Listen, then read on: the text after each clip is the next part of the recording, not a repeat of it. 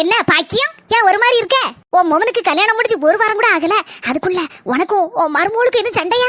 அதெல்லாம் ஒண்ணு இல்ல செல்ல தாயி. நேத்து என் மவன்ட்ட கேக்கேன், என்னைய பிடிக்குமால உன் பொண்டாட்டிய பிடிக்குமான்னு கேட்டேன். அவன் படக்குன்னு சொல்லி போட்டான், என் பொண்டாட்டியதாம்மா பிடிக்கும்னு.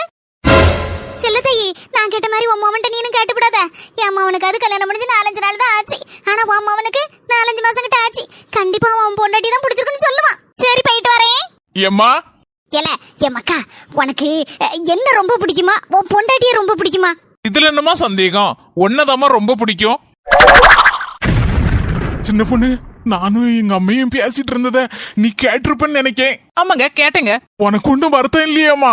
எதுக்குங்க வருத்தப்படணும்? அதுக்கு இல்ல, நான் உன்னை விட எங்க அம்மையை தான் ரொம்ப பிடிக்கும்னு சொன்னேன். இந்த 4-5 மாசத்துல நான் உங்களை நல்லாவே புரிஞ்சு வச்சிருக்கேங்க. 2 கண்ணுல எந்த கண்ணு பிடிக்கும்னு கேட்டா என்ன சொல்ல முடியும்? 2 கண்ணும் தானே பிடிக்கும். உங்க அம்மாவை ரொம்ப பிடிக்கும்னு சொன்னதுனால இப்ப அவங்க எவ்வளவு சந்தோஷமா இருக்காங்க. அவங்க சந்தோஷம் தாங்க நமக்கு முக்கியம்.